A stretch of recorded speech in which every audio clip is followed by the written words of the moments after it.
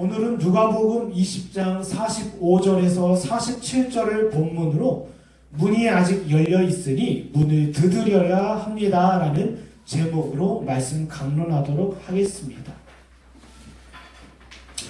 여기 문을 두드려야 된다라는 것은 저와 여러분 가운데 성령께서 주시는 은혜를 통하여 간구하라는 겁니다. 성령께서 역사하시지 않는다라고 한다면 우리는 복음의 가치를 조금도 깨달을 수가 없어요. 네. 그리스도의 초대를 조금도 알 수 없어요. 성령께서 저와 여러분의 심령 가운데 은혜를 주시기 때문에 우리는 구할 수 있으며 찾을 수 있으며 두드릴 수 있는 거예요. 네. 오늘날 이 시대 가운데 주의 성령께서 역사하시니 그 역사심 앞에 순종하여 우리 자신의 영혼을 점검하고 진단하며 살피라는 것입니다. 네. 보세요. 지금은 우리가 깊어져야 할 때예요. 깊어져야 한다는 것은 우리 영혼을 살피고 점검하며 하나님의 구속의 은혜를 날마다 묵상해야 되는 때라는 거예요. 아, 목사님, 그렇다면 우리의 일상과 우리의 삶은 가치가 없는 것입니까? 라고 물어볼 수 있어요. 그러나 저와 여러분의 삶 가운데 여러분의 구원을 점검하고 살피며 그리스도 안에서 깊어가는 이 시간이 우리 삶을 더욱더 가치 있게 한다는 거예요. 나의 직장에서, 나의 가정에서, 나의 교회에서, 그리고 내가 만나는 사람들과 그 가운데 일어나는 모든 상황들이 가치가 잃어버린 것이 아니라 오히려 더 가치 있게 빛난다는 거예요. 저와 여러분이 하나님의 구속의 은혜를 묵상하고 그리고 우리 영혼의 구원에 대해서 점검하고 진단하고 살피며 이런 진지한 시간을 갖는다는 것 자체가 우리의 삶을 빛나게 한다는 것입니다. 네. 아, 나의 삶은 전혀 무가치해. 나에게 있어서의 관심이 아니야. 나는 나의 영혼에 대해서, 나의 구원에 대해서 진단하고 살피면 돼. 아닙니다. 네. 우리 영혼을 살피면 살필수록 우리의 삶은 더욱더 가치가 있으며 더욱더 소중하며 더욱더 빛난다라는 거예요. 여기 본문에서 주님께서 문이 아직 열려 있으니 문을 두드려라. 여러분의 삶의 가치는 여러분의 영혼을 점검함에 있어서 빛난다라는 거예요. 그리고 동시에 아직 문이 열렸다는 것입니다. 아직 기회가 있으니 그 기회를 놓치지 말라라는 거예요. 여러분, 이 소리를 듣고도 나는 아직 여유로우니까, 아직 시간이 많으니까 베드로서 3장에 나와 있는 기롱하는 자들처럼 주의 종말의 때가 어디 있느냐, 마지막 때가 언제 있느냐라고 오히려 방관하고 기만하는 자들이 있을 수 있어요. 그러나 성령께서 저와 여러분 가운데 역사하신다라고 한다면 그 영혼이 어떠하겠습니까? 주여, 저에게 있는 이 기회를 놓치지 않게 하여 주십시오. 성령께서 우리 마음에 감동하신다라고 한다면 문이 열려 있으니 아버지 하나님, 이 기회를 얻고자 합니다. 제 영혼이 당신을 향하여 두드리고자 합니다. 이런 은혜가 있을 거예요. 네. 혹시 여러분 마음 가운데 게으름과 나탐과 방종함과 자기 기만 가운데 빠져있는 사람이 있습니까? 서둘러 이 권면을 듣고 돌이키십시오. 그리고 주님께 구하십시오. 아직 기회가 있으니 주여 내게 은혜를 더하여 주시옵소서. 내가 구원을 점검하며 살피면 살필수록 주 앞에서 깊어지는 시간이 누리길 원합니다. 깊어지는 시간을 갖기 원합니다. 이 기회를 얻기 원합니다. 마태복음 25장에 보면 10처녀의 비유가 나옵니다. 여러분, 미련한 처녀 5, 슬기로운 처녀 5이 있어요. 여러분, 공통점은요, 신랑이 오기를 기다렸다는 것과 횃불과 기름을 준비했다는 거예요. 문제는 미련한 5처녀에게 발생이 됩니다. 미련한 5처녀 어땠습니까? 슬기로운 5처녀와 함께 졸았어요. 네, 기다리다 지쳐 졸았습니다. 그러나 미련한 5처녀에게 있어서는요, 기름을 여유롭게 준비하지 못했어요.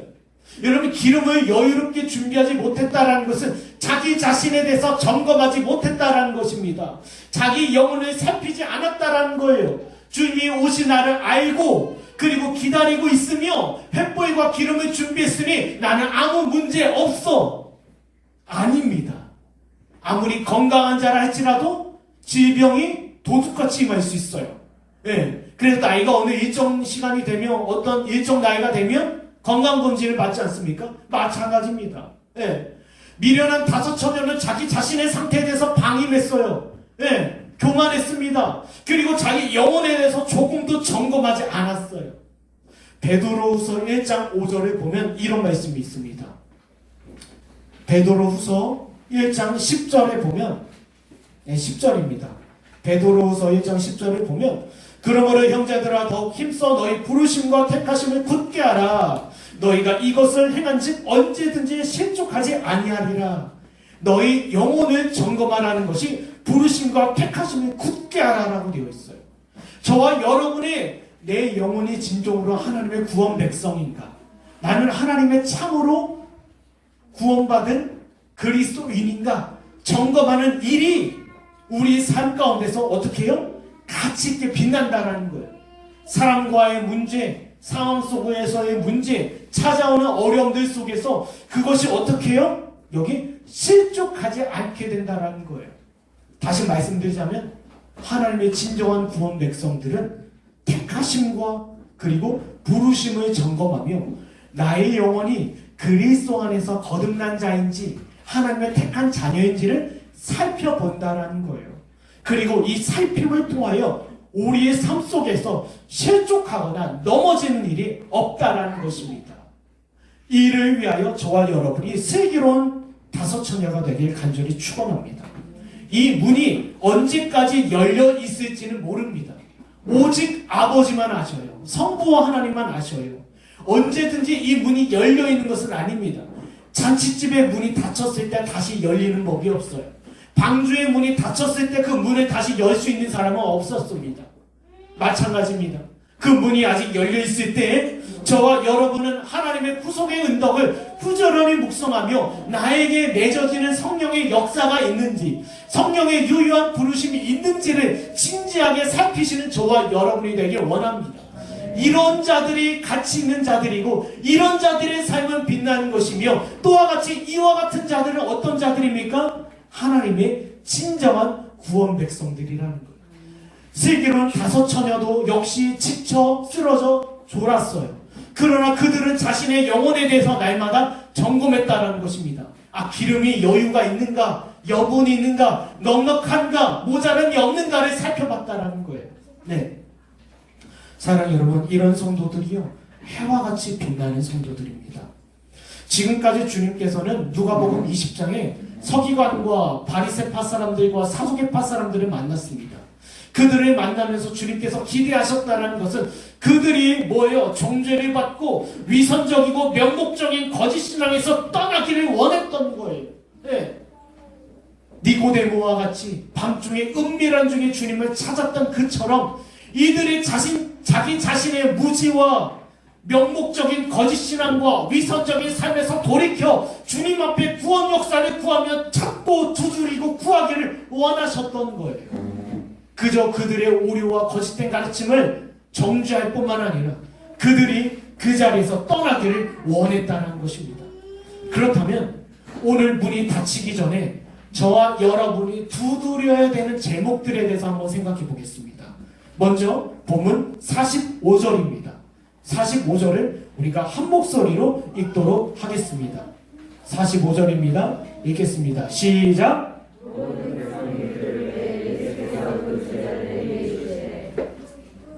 먼저 성령의 유효한 부르심, 성령의 유효한 역사가 있는지를 분명히 살펴야 한다는 겁니다. 여러분, 성경은요 인간의 상태에 대해서 예외 없이 모든 사람이 죄를 범하였다라고 이야기하고 있어요. 네. 뭐라고요? 예외 없이 모든 사람이 죄를 범하였다.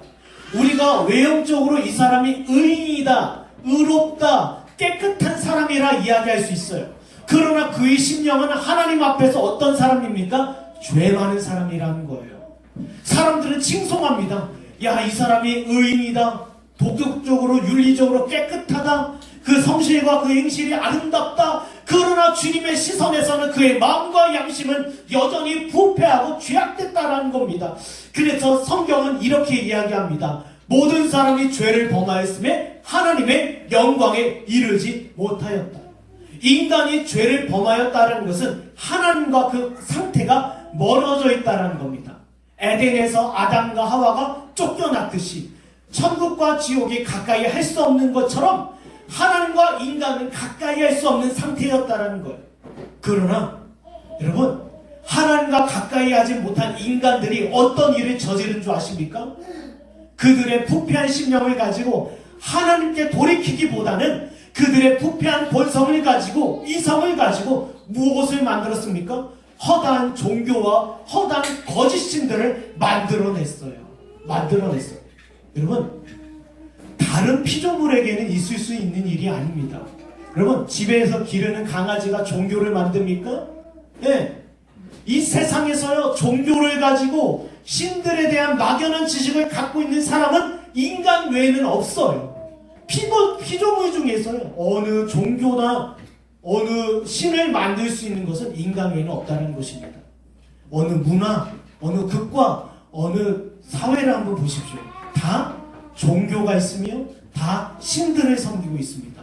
왜냐하면 우리가 죄로 말미암아 하나님과의 관계가 멀어진 상태예요.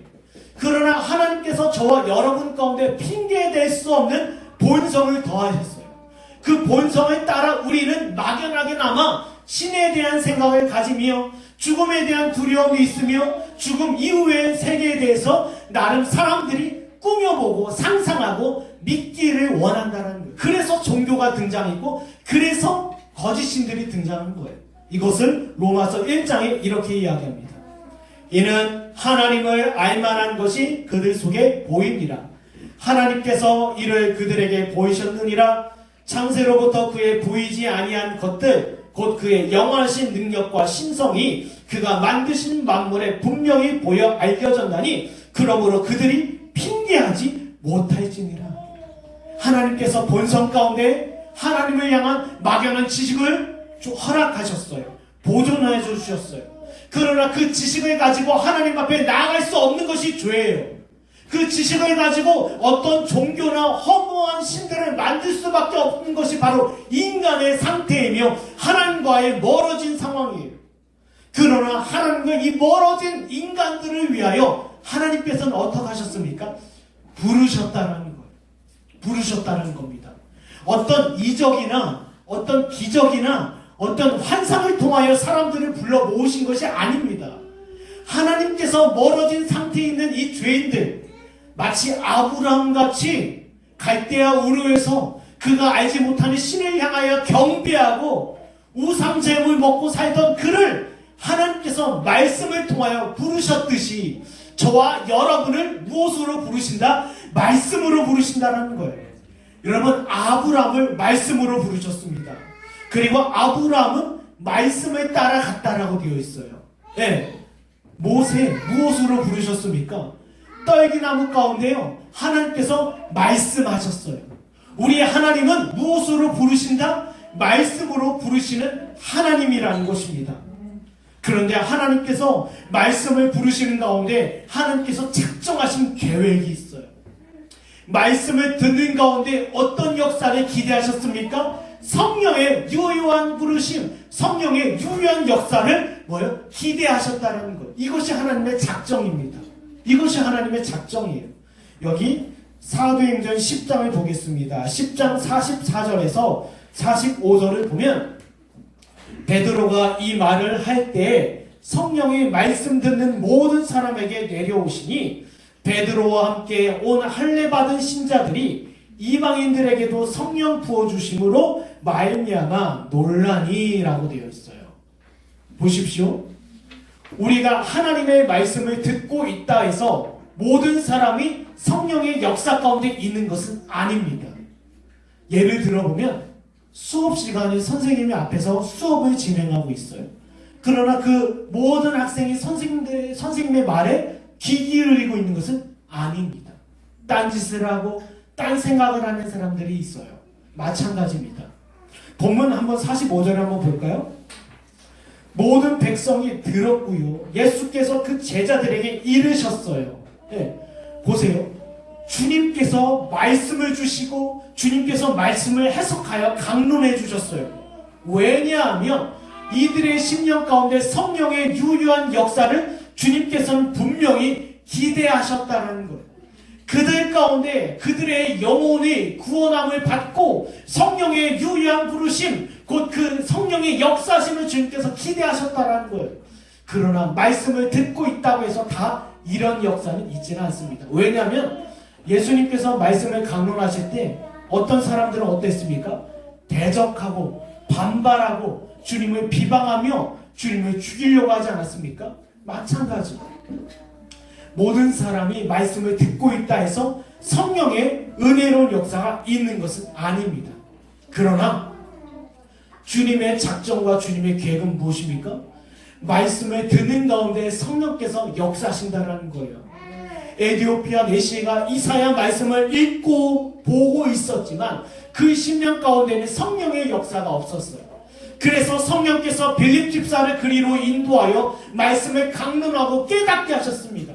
그 결과 그 심령 가운데 일어난 성령의 역사로 말미암아 세례를 받고 교회의 회원이 되었어요. 여러분, 우리에게 중요한 것은 듣고 있는 것이 중요한 것이 아닙니다. 여러분, 우리가 이 듣는 자리 가운데서 기대해야 되는 것이 있어요. 무엇입니까? 성령의 역사가 나타나기를 기대하는 거예요. 이것을 뭐라고 합니까? 성령의 유효한 부르심, 성령의 유효한 역사라고 합니다. 성령의 유효한 역사라고 하는 이유는 뚜렷하게 나타난다는 거예요. 뚜렷하게 보여진다는 거예요. 뚜렷하게 증명이 된다는 것입니다. 보세요. 여기 고린도전서 6장 11절입니다. 너희 중에 이와 같은 자들이 있더니 주 예수 그리스도의 이름과 우리 하나님의 성령 안에서 씻음과 거룩함과 의롭다심을 받았느니라. 이겁니다. 말씀을 듣는 가운데 성령의 유효한 부르심, 성령의 유효한 역사가 나타나는데 씻음과 거룩함과 의롭다심이라는 거예요. 죄를 씻어주시고 그리스도 안에서 거룩함을 입게 하시며 의롭다 하심을 얻게 하신 것이 바로 성령의 유효한 역사라는 것입니다. 그러니 베레아 성도들처럼 말씀 앞에 너의 영혼이 너그러워지기를 구하라 이거예요. 저와 여러분이 이 시간 살피고 구해야 되는 것은요, 하나님의 말씀 앞에서 베레아 성도들처럼 너그러워지고 부드러워지기를 구해야 된다는 거예요. 말씀을 들을 때 다른 생각이 나는 것이 아니고, 말씀을 들을 때 의심이 앞장서는 것도 아니고, 말씀을 들을 때 듣고 지나가는 것이 아닌, 하나님, 우리가 이 말씀을 간절히 사모하며 듣는 가운데 성령의 역사가 있기를 원하나이다. 이것이 저와 여러분이 살피고 구해야 되는 제목이에요. 아직 문이 닫힌 것은 아닙니다. 주님께서 사도행전 20장 20절의 말씀처럼 주의 교회를 통하여 주의 복음을 증거하게 하셨어요. 하나님의 사역자들을 통하여 증거하게 하셨다는 것은 아직 그 문이 열려 있으며 그 기회가 제공되고 있다는 거예요. 이 은혜로운 기회 때에 저와 여러분은 분명히 기도해야 합니다. 주여, 성령의 이끌림을 따라 말씀 앞에 너그러워지길 원합니다. 이 말씀 앞에 너그러지는 가운데 성령의 유효한 역사가 나의 심령 가운데 간절하게 나타나길 원하나이다. 여러분, 우리 안에 성령의 유효한 역사가 없다 하더라도 말씀 앞에 너그러지고 말씀을 찾고 구하는 자들을 하나님께서 외면하시겠냐라는 거예요. 우리 하나님은 그러한 분이 아니십니다. 말씀을 깨닫기를 사모하고 말씀을 알기를 원하고 말씀 앞에 우리 심령 가운데 성령의 유효한 역사를 기대하는 자들을 하나님께서는요, 모른 척 하시지 않고 하나님께서 결단코 외면하시지 않는다라는 거예요. 그러니 사랑하는 여러분, 아직 기회가 있으니 저와 여러분 가운데 말씀 앞에 너그러지는 심령들이 있기 원합니다. 우리가 수요기도회든 주일 예배든 모이기를 힘쓰고 있어요. 여러분, 이 모임을 귀히 여기시길 바랍니다. 나에게 시간이 있어, 아직 나에게 기회가 있어, 나에게 시간이 여유로우니 나는 괜찮을 거야. 아닙니다. 주님께서는 분명히 도둑같이 오신다라고 말씀하셨어요. 그 시간이 이르기까지 하나님의 말씀을 사모함으로 나아가시고 그 마음 가운데 너그러움을 구하십시오. 그리고 너그러진 마음 가운데 성령께서 일하실 것을 기대하십시오. 씻음과 거룩함과 의롭다심을 받게 됩니다. 그렇다면 성령의 유일한 역사의 부르심 아래 있는 자들에게 어떤 은혜가 있는지를, 어떤 분명한 태도가 나타나는지를 지금부터 한번 살펴보도록 하겠습니다. 본문 46절입니다. 46절 읽도록 하겠습니다. 시작.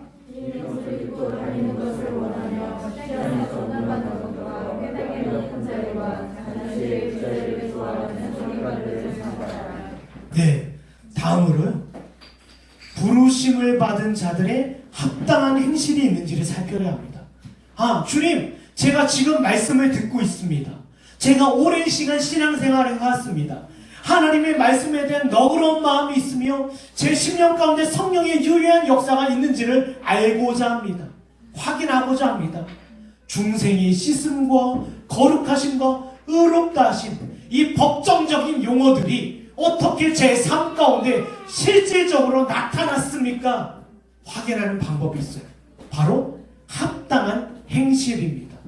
여러분, 합당한 행실에 대해서 여러 가지로 이야기해 볼 수 있지만, 여러분, 이 합당한 행실이 없다라고 한다면 마태복음 7장 21절에 등장하는 자들과 똑같다라는 거예요. 한번 볼까요? 마태복음 7장 21절입니다. 마태복음 7장 21절에 보면, 나더러 주여 주여 하는 자마다 다 천국에 들어갈 것이 아니요 다만 하늘에 계신 내 아버지의 뜻대로 행하는 자라야 들어가리라. 여기에서 많은 자들이 주여 주여 하며 주님께 부르짖고 있어요. 주님, 저는 그리스도 안에서 의롭다 하심을 받았습니다. 죄의 씻음이 있습니다. 거룩하게 하심이 있습니다. 하나님 아버지께서 마련해 놓으신 죄인을 구원하는 그 법정적인 용어들이 내 안에 있습니다. 주님께서 말씀하시는, 너희는 하늘에 계신 내 아버지의 뜻대로 행하지 않고 있다라는 것. 너희 안에 아버지께서 택하신 방법대로 마련해 놓으신 거룩한 행실이 너희 안에 없다라는 것입니다. 사랑하는 여러분, 우리 안에요 성령의 역사가 분명하지 않다라고 한다면 우리의 모든 수고와 우리의 신앙의 태도는 위선적일 수밖에 없으며 때에 따라서 일시적일 수밖에 없어요. 호세아 6장 4절에 등장하는 아침 이슬과 같이 잠깐 있다가 사라질 수 있다라는 거예요. 예. 청년 시절에는 어떤 뜨거움을 체험했다 해서 그리스도 안에서 은덕을 입었다고 해서 열심을 보이고 열정적인 시간을 보내요. 그러다가 일순간 시간이 지나면 식어버리고 교회를 떠나게 되고 하나님의 은혜 수단에서 멀어지는 경우를 우리는 발견할 수 있습니다. 그런데 중요한 것이 있습니다. 사랑하는 여러분, 그것은 성령의 유효한 부르심 안에 있다라고 볼 수는 없어요. 예. 물론 그런 자들을 하나님께서 다시 부르실 수도 있고요, 다시 은혜 자리로 초대하실 수도 있어요. 그러나 분명한 사실이 한 가지가 있습니다. 사랑하는 여러분, 요한 1서에서 경고한 것처럼 성령의 유효한 역사나 성령의 유효한 부르심 없이 우리 영혼을 맹신하는 것은 분명히 위험하다는 것입니다. 성령의 유효한 부르심 아래 있는 자들에게는 반드시 무엇이 있다? 합당한 행실이 눈에 뚜렷하게 나타난다는 거예요. 예를 들면 어떤 형제가 어떤 자매를 사랑합니다. 사랑에 빠졌어요.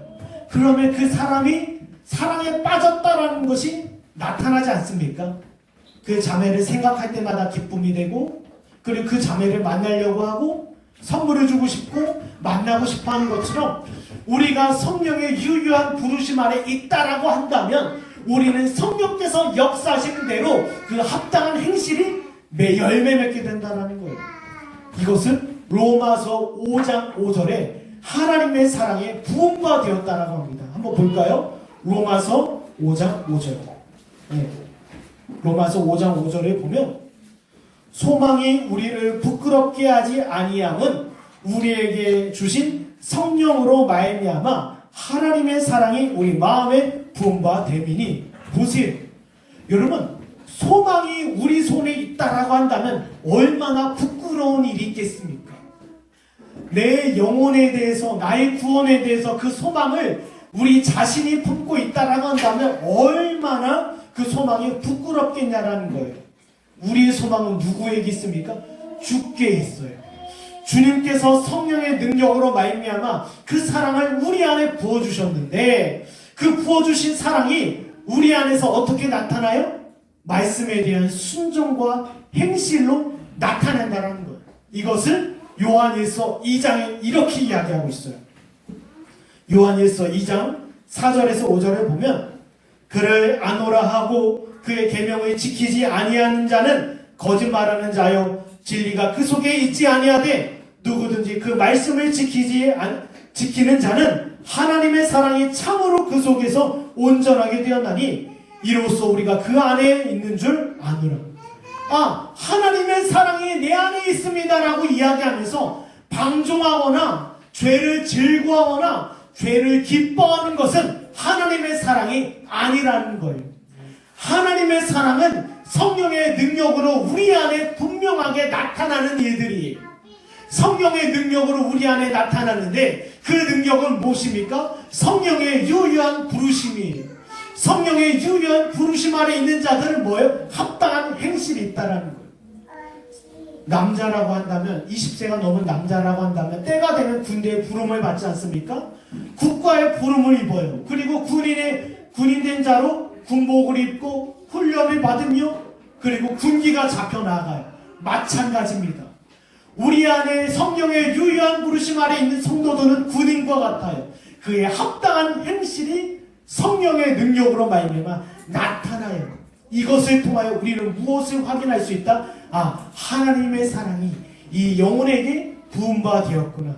이 사실을 우리는 알 수 있다는 것입니다.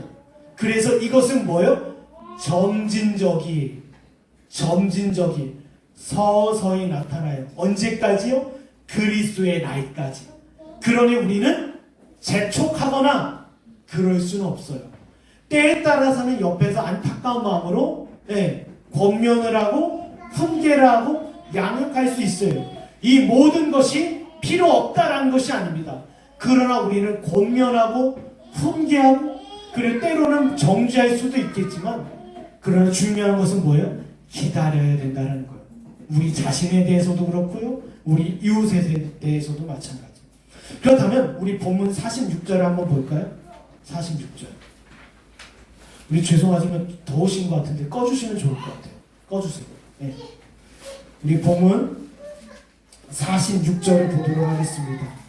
46절에 보면 긴 옷을 입고 다니는 것을 원하며 시장에서 문안받는 것과 회장의 높은 자리와 잔치의 윗자리를 좋아하는 서기관들을 삼가라. 너희 안에 성령의 유효한 부르심이 있다라고 한다면 이와 같은 일을 삼갈 수밖에 없다라는 거예요. 보세요. 긴 옷을 입고 다니며 시장에서 문안을 받고 회당의 높은 자리와 잔치의 윗자리를 앉는 행동이 문제 있는 건 아니에요. 이 일이 문제가 있습니까?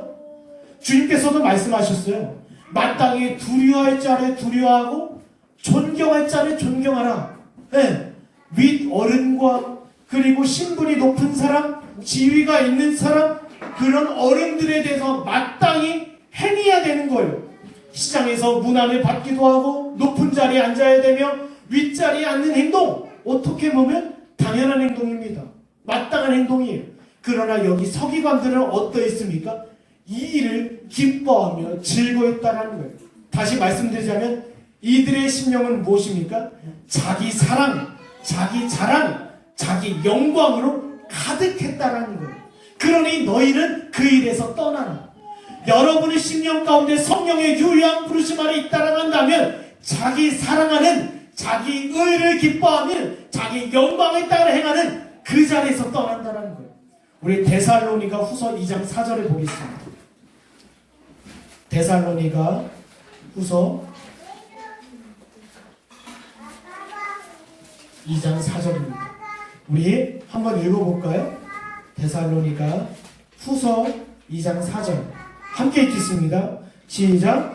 그는 대적하는 자라 신이라고 불리는 모든 것과 숭배함을 받는 것에 대항하여 그 위에 자기를 높이고 하나님의 성전에 앉아 자기를 하나님이라고 내세우니라. 성전의 높은 자리에 앉아서 스스로 마음 가운데 그렇지는 않아요. 나는 하나님입니다. 나는 신입니다라고 이야기는 하지 않지만 마치 하나님처럼 대우를 받는다는 거예요. 모든 영광을 가로채며 모든 기쁨을 가로채며 자기 의로움을 가지고 그것으로 만족하는 자들, 그런 자들에게서 떠나가라.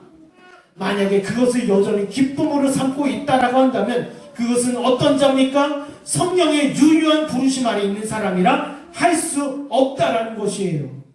여러분, 고린도후서 6장에 보면 그리스도와 베리알이 어떻게 함께 할 수 있냐라고 얘기해요. 우리가 성령의 유효한 부르심 아래 있다라고 하면서 자기의 영광을 취하고 자기 기쁨을 만족을 누리고 자기 의로 서고 사는 자들이 어떻게 그럴 수 있냐는, 여러분, 여기에서 나오는 합당한 행실은 자기 자신을 부인하며 자기의 영광과 자기 기쁨과 자기 만족들을 행하지 아니한다라는 겁니다. 이 사실을 여러분 스스로가 점검하기 간절히 축원합니다. 여전히 여러분 안에 자기 자신에 대한 지극히 큰 사랑이 있다라고 한다면 그 사랑은 무엇입니까? 자기 기쁨대로 행하고 자기 생각대로 행하고 자기 욕심대로 행하고 거기는 항상 주어가 누구예요? 나예요, 나. 이것이 바로 어떤 자입니까? 성령의 유효한 부르심 아래 있지 아니한 자예요. 성령의 유효한 역사와 관계없는 자예요. 성령의 유효한 역사가 있다라고 한다면 분명히 우리는 우리 자신을 부인하게 된다는 것입니다. 그리고 우리 자신을 기뻐하기보다는 아버지 하나님의 영광을 위하여 살아가는 하나님의 성도가 된다는 거예요. 그렇다면 우리 마지막으로 한번 살펴볼까요? 마지막으로요. 47절입니다. 본문 47절 한번 읽어보겠습니다. 본문 47절 읽겠습니다. 시작!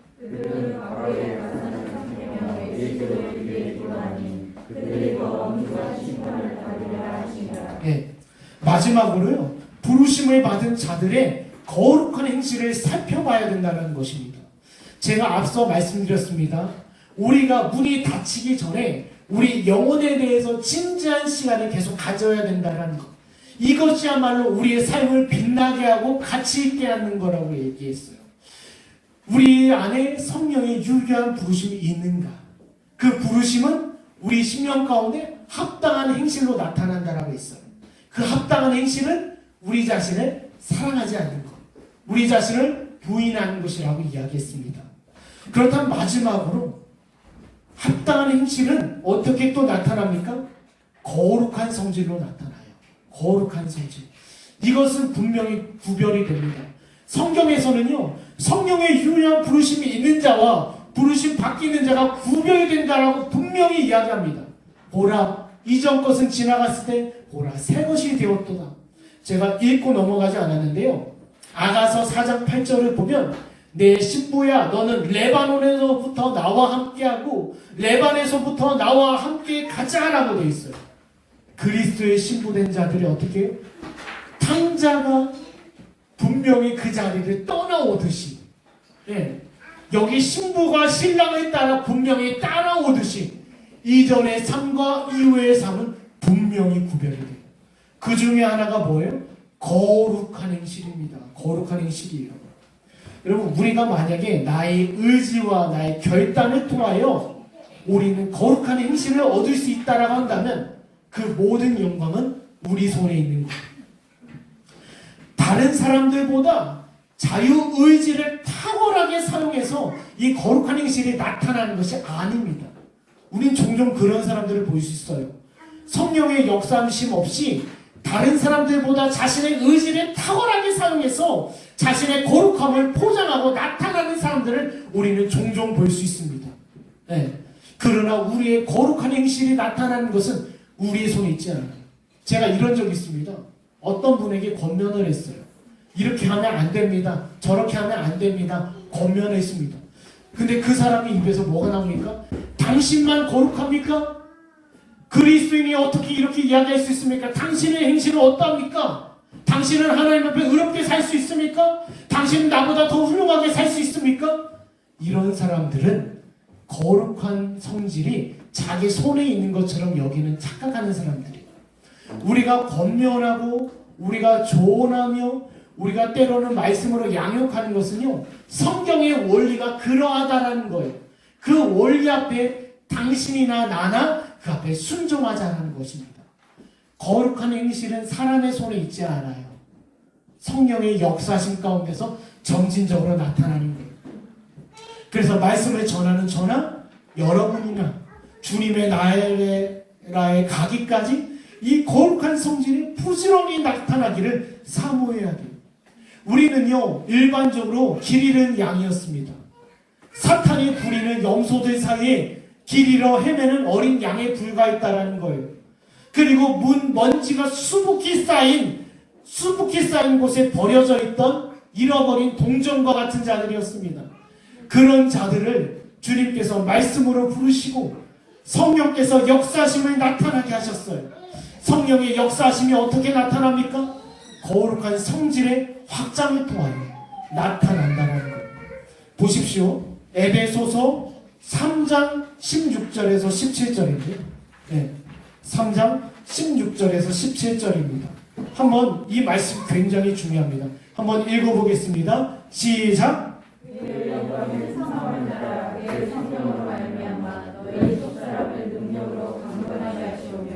믿음으로 말미암아 그리스도께서 너희 마음에 계시게 하셨고 너희가 사랑 가운데서 부르짖어 받고 혀가 굳어져서.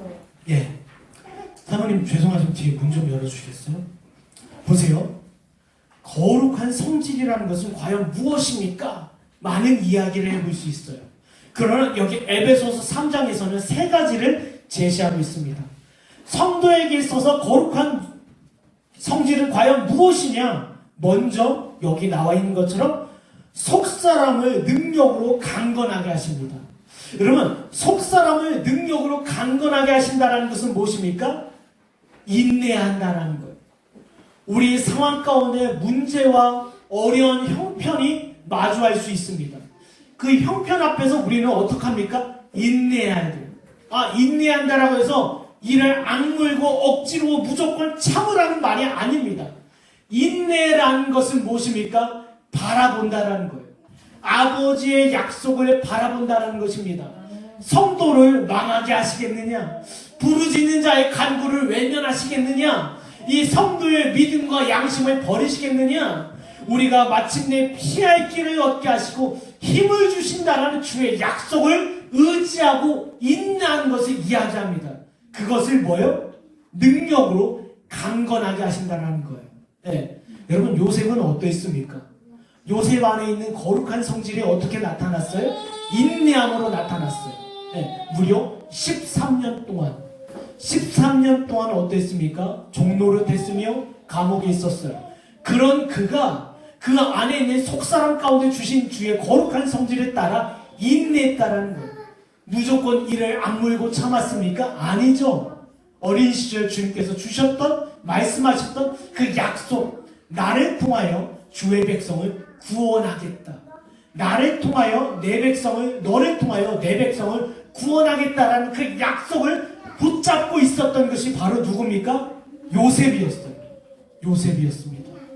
여러분, 저와 여러분에게도 마찬가지입니다. 상황과 형편과 처지가 어려울 수 있어요. 그 어려움은 가정에서, 직장에서, 아니면 은밀한 자리에서 시작이 됩니다. 그러할 때일수록 우리의 속사람은 어떻게 인내하게 됩니까? 약속을 바라본다는 것. 이것이 바로 거룩한 성질입니다. 또 한 가지가 있습니다. 또 한 가지가 있는데요. 그리스도께서 너희 마음에 계시게 하셨고라고 되어 있어요. 뭐라고 되어 있습니까? 그리스도께서 너희 마음에 계시게 하셨고. 괜찮습니다. 가끔 굴러 떨어지기도 하니까요. 앉아 계세요. 네. 그리스도께서 너희 마음에 계시게 하셨고라고 되어 있어요. 보세요. 이것은 뭐냐면 빌립보서 2장 5절에 나와 있는 그리스도의 마음을 품으라 이거예요. 네. 그리스도의 마음을 품는 자는 무엇입니까? 우는 자와 함께 울며 애통하는 자와 함께 애통하며 그리고 상한 자와 함께 그 마음의 처지를 공유하는 이것이 그리스도의 마음이에요. 이것이 그리스도의 마음입니다. 여러분, 거룩한 성질은요, 내가 하나님 앞에서 기도하고 내가 하나님 앞에서 말씀을 읽고 하나님 앞에서 내가 열정적으로 봉사하고 수고하는 것만 나도 주의 마음을 품고 가난한 자들, 애통하는 자들, 상한 자들과 함께 그 마음을 쏟는 거예요. 여러분, 우리나라가 얼마나 위기가 많았습니까? 지금 코로나 사태로 인해서 얼마나 힘들어합니까? 그들의 마음을 알고 그들의 마음을 공유하며 그들을 위하여 기도하는 거예요. 과거에요, 제 친구들과 어떤 뉴스를 접했어요. 뉴스를 접했는데, 아시는 것처럼 천안함 사건이 있지 않았습니까? 천안함 사건. 젊은 군인들이 배에 갇혀 죽음을 당했어요.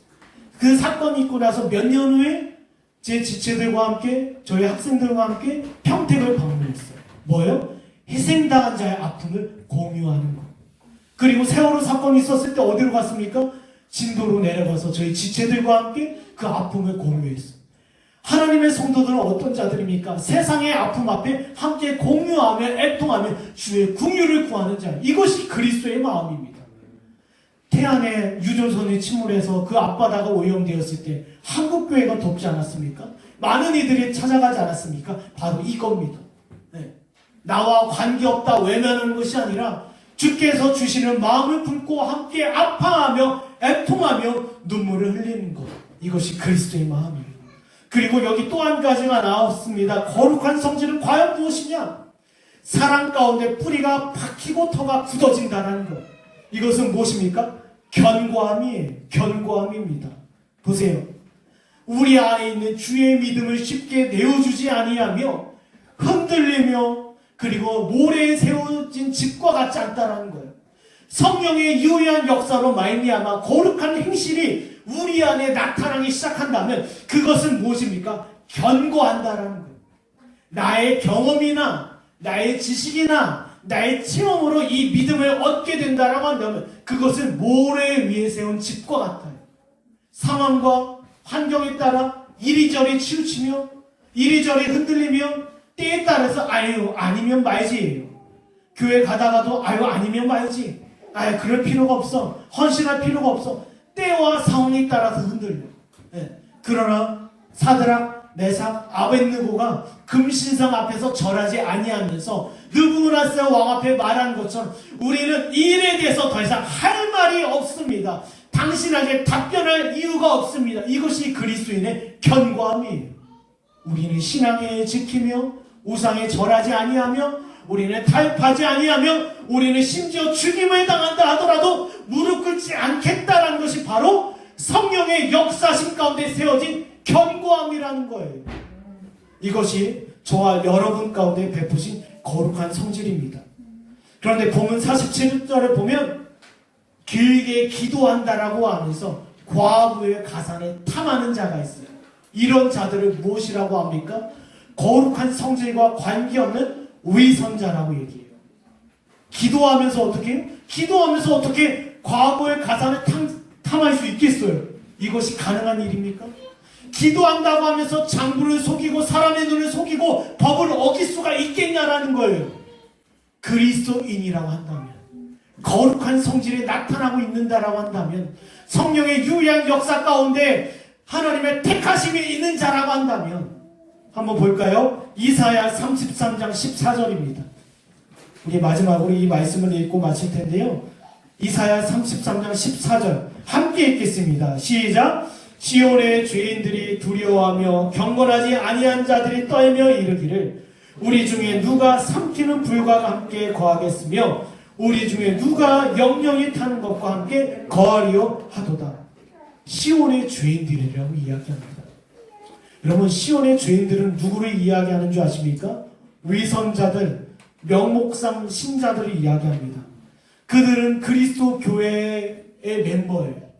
그리스도의 공동체의 일원입니다. 그러면서 그들을 향해서 주님께서 죄인들이라고 이야기합니다. 그들의 최후는 무엇입니까? 삼키는 불과 함께 하게 될 거예요. 아니, 시온에 머물러 있어요. 주의 공동체 안에 있습니다. 하나님의 공동체에 있다라고 하면서 나는 그리스도인입니다. 나는 성도라고 이야기하고 있어요. 그러나 그들의 심령에는 거룩한 행실을 찾아볼 수 없으며 주께서 베푸시는 합당한 행실이 없어요. 오직 자기 자신을 사랑하며 자기 이익대로 행하며 약속을 바라보기보다는 타협하며 이웃을 사랑하기보다는 이웃보다 앞서기를 원하는 자들이 있어요. 그런 자들은 시온의 죄인들이며 위선자들이며 결국 불 가운데 떨어지는 자들입니다. 사랑하는 여러분, 벨릭스와 같이 여러분을 점검하고 살피는 일에 주저하지 마십시오. 여러분, 이 시간 저와 여러분이 이 시간 함께 기도하실 텐데 저와 여러분이 아직 문이 열려있다는 사실을 방종하며 만홀하게 여기지 마십시오. 그 기회가 제공되었다는 것은 영혼을 구원하길 원하는 아버지의 사랑이 오늘도 유효하다는 것입니다. 내 안에 유효한 부르심과 그와 함께하고 있는 합당한 행실과 거룩한 성향이, 거룩한 성질이 있지는 않은지 이 시간 여러분이 잠잠히 점검하며 살피시는 저와 여러분이 되길 간절히 축원합니다.